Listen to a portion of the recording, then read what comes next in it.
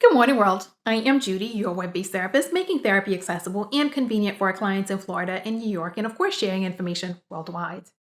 Today, I want to talk about 5 reasons that people should definitely be actively working to reduce their intake or their consumption of traumatainment. Traumatainment is this form of entertainment that we now have where it seems like the trauma that we are experiencing, the bad things that we're experiencing in the real world are being used as entertainment, are being recreated in the form of television shows, in the form of movies, where we are pretty much reliving in entertainment form those things that we have already been traumatized by or lived in regular, everyday, outside life. So today I'm talking about 5 reasons that we definitely need to cut down our consumption, or if not completely eliminate our consumption of traumatainment. But before I get into that, I want to take a quick moment and say, if you are subscribed, thank you so much for being a part of our awesome world.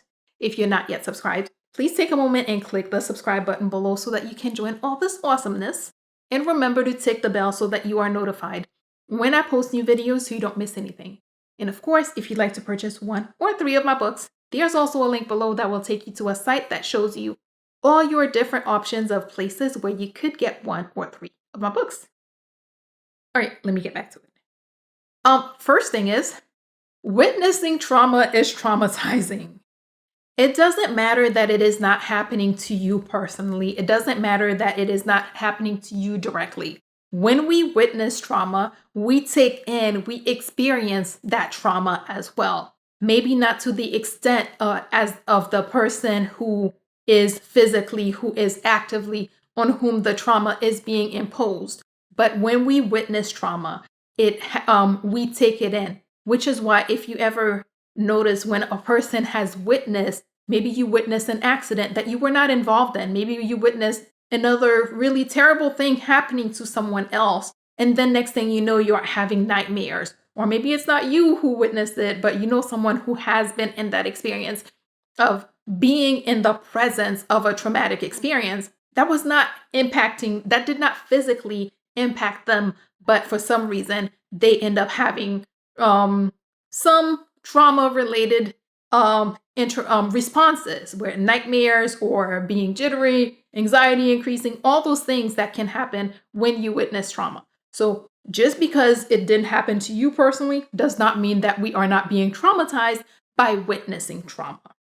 2, the brain cannot always make that difference between, hey, this is real and hey, this is not real. The brain is not always quick to make that distinction, which is why when you're witnessing trauma on the screen, you're actually witnessing trauma in your body, in your life. When you go to see a scary movie, for example, you know that it's not real. You know that this person, the killer with the hatchet, and you know it. You know that it's not going to hurt you. But when you see it happening on the screen, you feel that jitter, you jump, you scream, you have all these emotions because your brain is not making that connection that, no, this is just happening on the screen. Your brain is seeing, oh, somebody's getting killed. Oh, somebody's getting whatever is happening, whatever that trauma is that's happening on the screen. Your brain sees as, hey, trauma in process. I need to go, fight or flight. Let's scream. So because your brain cannot always tell that difference, it's important that you're limiting how much trauma you're exposing yourself to, because, hey, you may see it as, hey, it's just a movie. It's just this, it's just that. Your brain is not always seeing it that way. And because of that, it's important that you're limiting the intake, the trauma intake, because as you witness it, whether or not it's on the screen, your brain is still experiencing it, and your body in turn will also experience it. 3, it's designed to tug at your heartstrings. It's designed to get you more invested. It's designed to really pull you into that screen. And when something is designed to pull you into that screen, you become emotionally invested. Your brain is not going to always be able to make that differentiation of, hey, something happening on TV versus, hey, something happening in real life. So as you become more invested, the level of trauma that you're experiencing is also going to increase.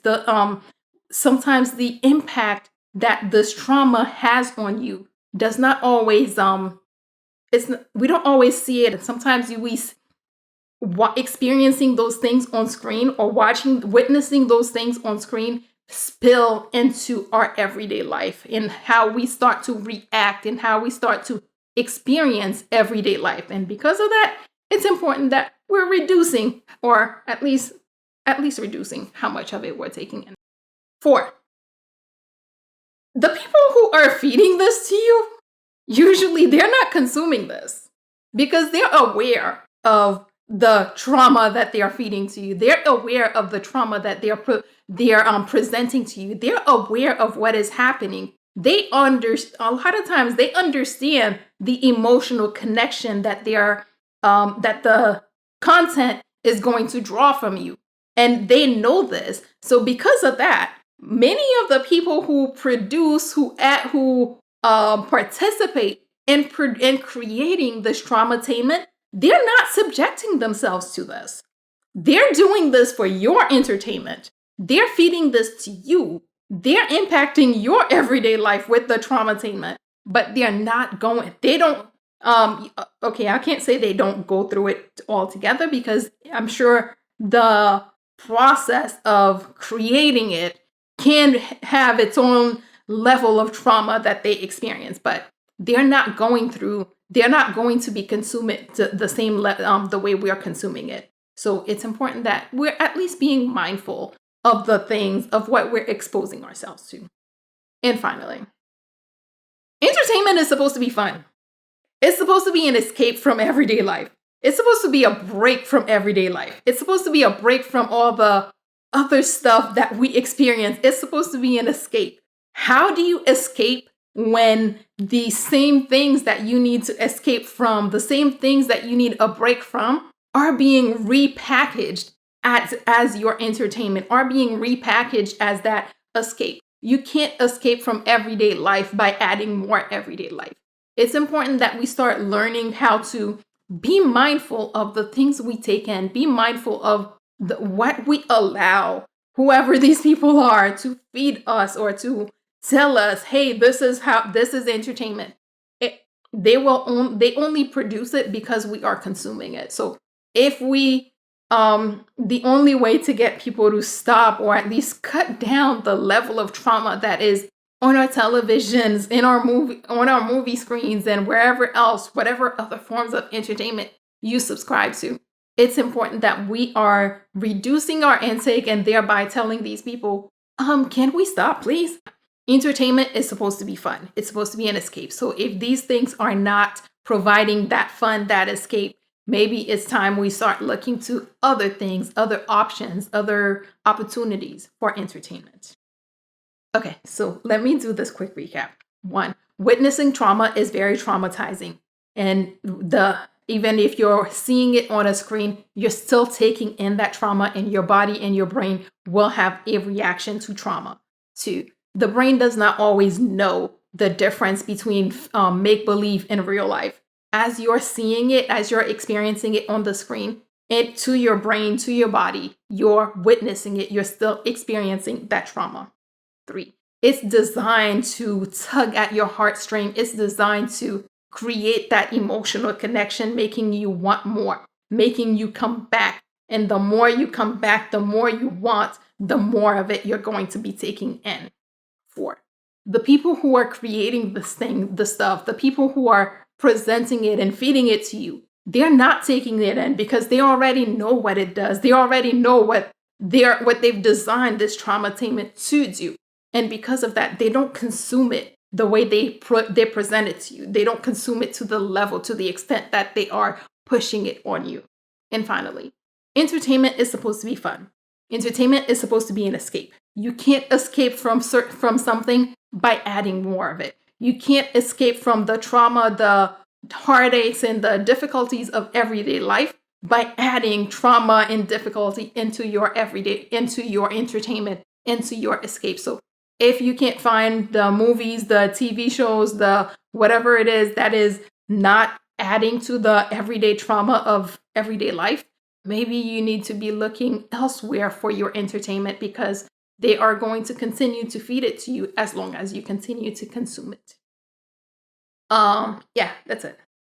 As always, if you or someone you know happens to be going through something that's more than you can handle, please remember that there are professionals like myself who are available, able, and willing to help, and are even providing remote services who can assist with whatever you may have going on. So please figure out who those people are in your community so that if you need them, you can reach out and get the help that you need. And that is all we have for today. Good morning, world. Have an awesome day.